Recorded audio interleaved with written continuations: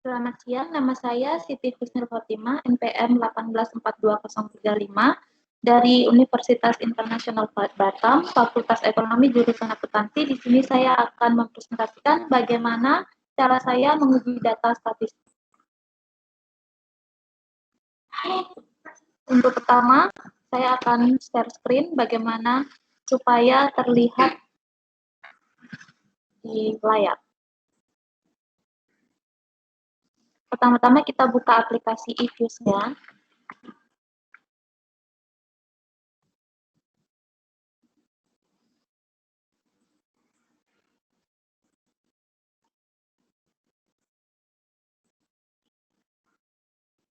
Ini adalah tampilan awal eViews. Untuk mengimpor data, kita pilih Open a Forex File. Nah, sebelum kita buka, seharusnya kita sudah memprepare Excel yang akan kita import ke eViews. Setelah kita klik, lalu kalian bisa pilih di mana kalian meletakkan file Excel yang akan diimport.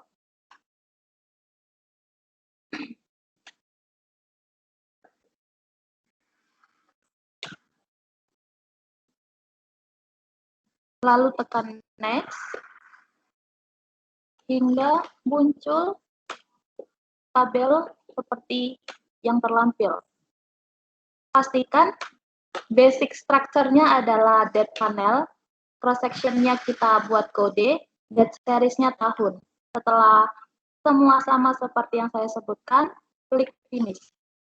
Lalu ada question link import series and alpha object, itu kita pilih no saja. Ini adalah tampilan awal setelah kita mengimport data. Selanjutnya dalam function kita pilih drop, lalu kita pilih unstruct in new page. Dalam series name kita ketik kode. Di kolom one or more series name kita ketik tahun.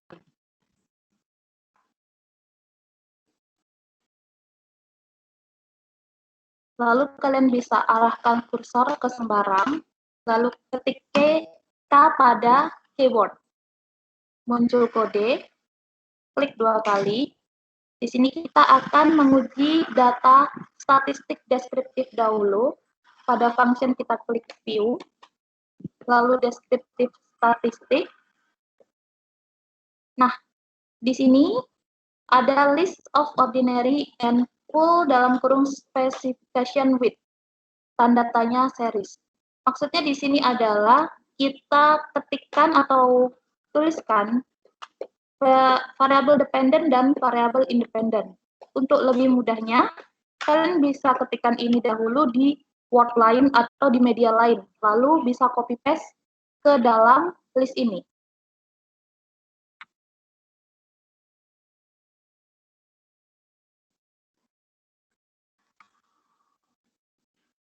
Di sini saya sudah mengcopy.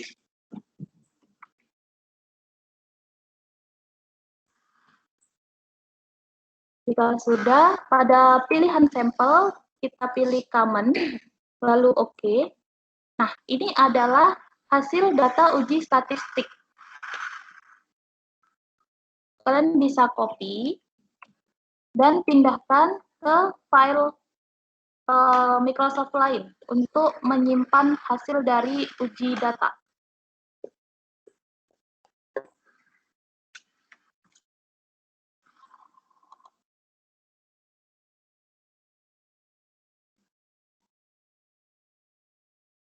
Kalian bisa rapikan supaya bisa terlihat lebih baik dan mudah membacanya.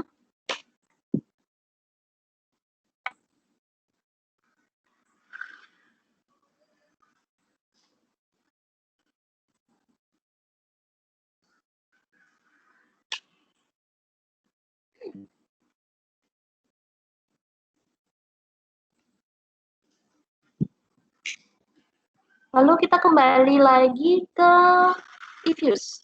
Step selanjutnya kita akan menguji untuk mendapatkan uji Chow dan uji Hausman. Untuk pertama kita melakukan uji Chow. Uji Chow itu terlebih dahulu kita harus menguji PLS dan FEM. Karena di dalam uji Chow itu kita akan membandingkan dari hasil uji PLS dan uji FEM, itu manakah dari antara dua tersebut yang lebih baik kita pakai dalam penelitian ini. Untuk melakukan uji PLS, yang pertama pada function kita klik estimate, lalu dependent kalian yang akan dipergunakan itu apa? Di sini dependent saya adalah MVPE. Lalu pada regressor and AR terms, bagian common coefficient, ini diisi dengan variabel independent. Dan jika kalian memiliki variabel kontrol dan variabel moderating, itu juga diisikan di dalam kolom ini. Di sini setiap variabel itu harus diberi tanda tanya. Kalian bisa mengcopy dari data yang tadi, yang sebelumnya sudah kalian siapkan.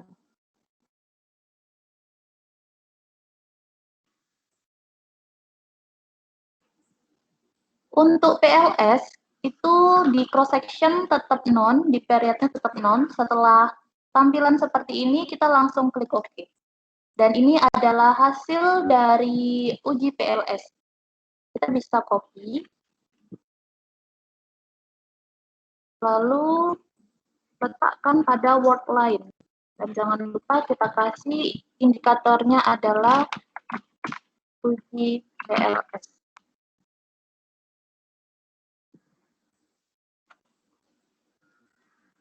Oh, bisa PLS saja.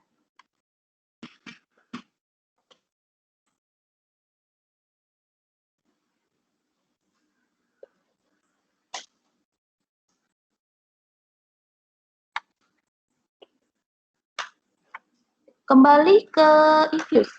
Selanjutnya kita akan uji fixed effect model. Masih tetap sama, di estimate. Dependent masih dependent kalian. Common coefficient masih sama. Ini independent, lalu ada kontrol atau variable lainnya yang kalian punya. Di dalam cross section, kita harus ganti dengan fixed, karena kita akan menguji FEM atau fixed effect model. Periode tetap non. Setelah seperti ini, kita langsung klik OK. Nah, maka akan muncul hasil dari fixed effect model. Kita copy, pindahkan ke Word.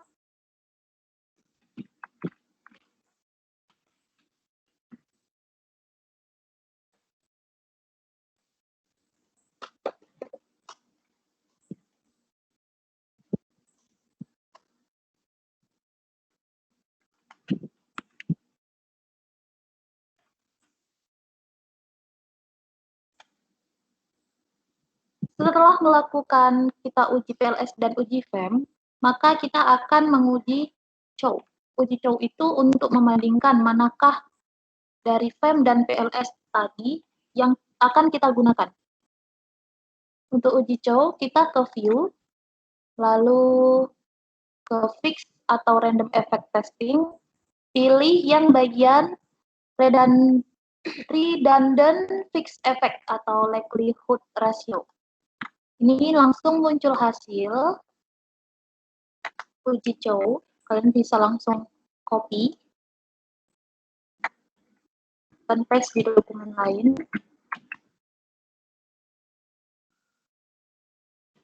Dengan indikator uji Chow.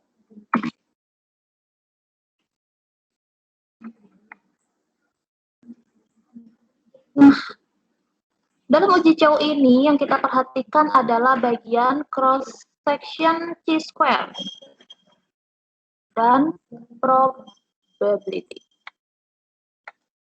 Di sini hasilnya adalah 0,0005.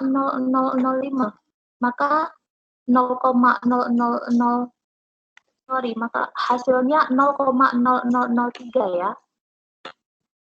Ketentuannya adalah jika di bawah 0,0005,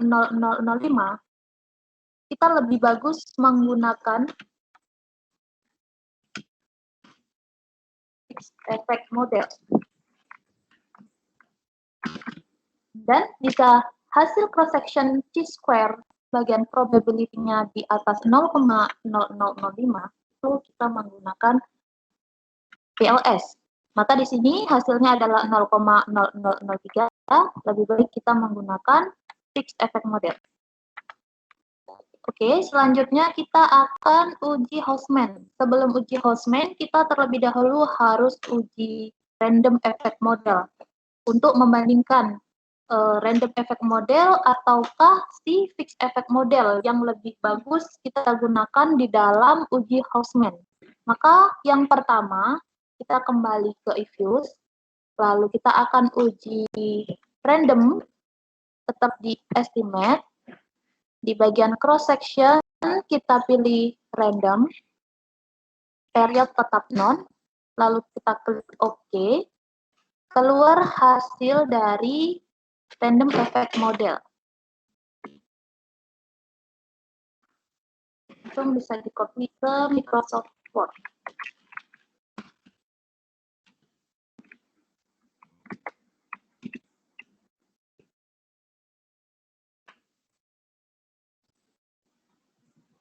Setelah itu kembali lagi ke Ifuse. Di sini kita akan menguji Hausman.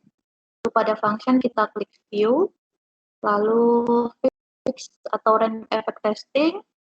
Jika tadi untuk uji Chow kita pilih redundant, di Hausman ini kita pilih yang correlate random effect atau Hausman test yang di bagian bawah ini. Langsung muncul hasil dari uji Hausman, bisa langsung di copy.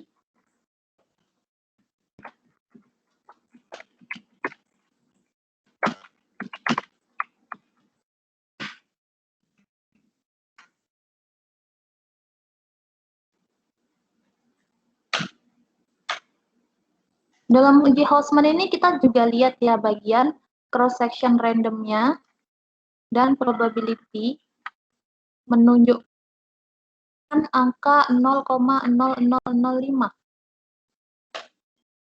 Ketentuannya jika 0,005 atau di bawah 0,005 itu kita memakai fixed effect model.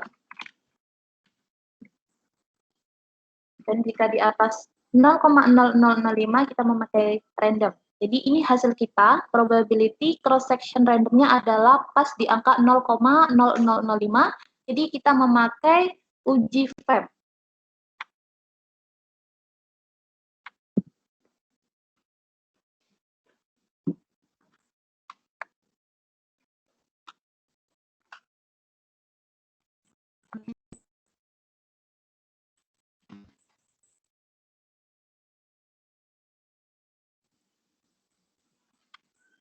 Lalu selanjutnya ada uji F ya.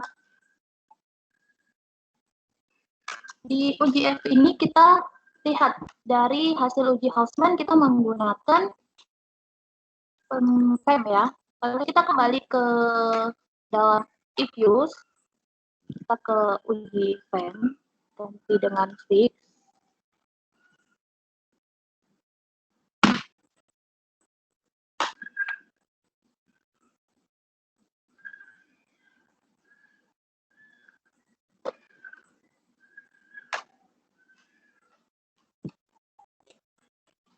Ini probability-nya 0,000, di bawah, berarti ini di bawah 0,05. Artinya variabel independen berpengaruh secara simultan terhadap variabel dependen. Sama saja dengan variabel independen dapat menjelaskan dependen. Jadi uji F kita terpenuhi.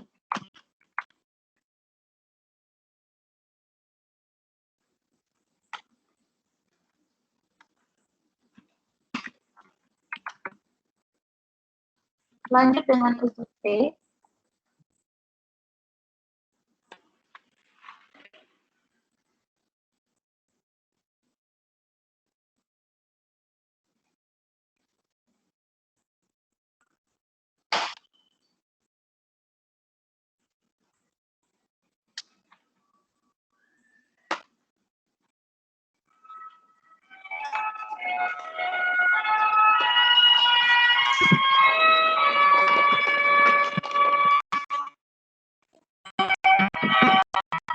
jika itu dikata Bebel-Session-nya di bawah 0,05, maka hasilnya bersignifikan positif. Maka kita lihat variabel independent board atau independent director itu 0,7. Ini adalah di atas 0,05. Maka independent director bersignifikan negatif dalam penelitian ini, yaitu MBPI atau kinerja perusahaan. Jadi kita coba cari yang di bawah 0,05. Untuk film size,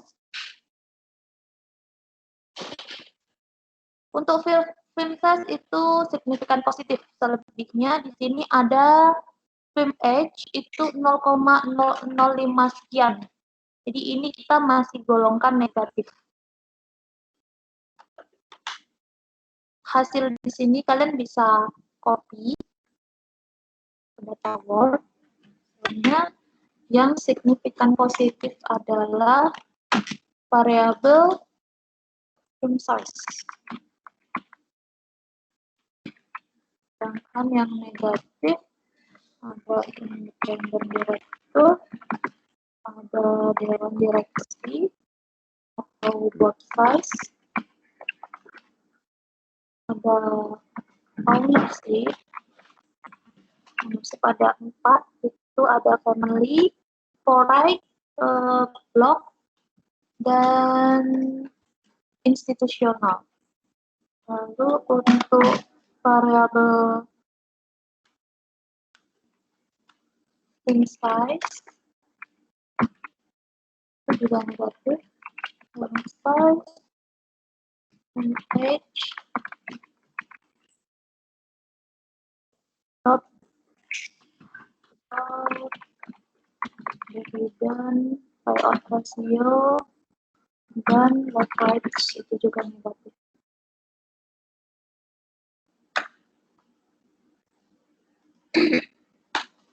Demikian hasil uji data yang telah saya sampaikan. Itu adalah cara bagaimana saya menguji data. Terima kasih telah menyaksikan penjelasan dari saya. Saya ucapkan selamat siang dan selamat beraktivitas kembali.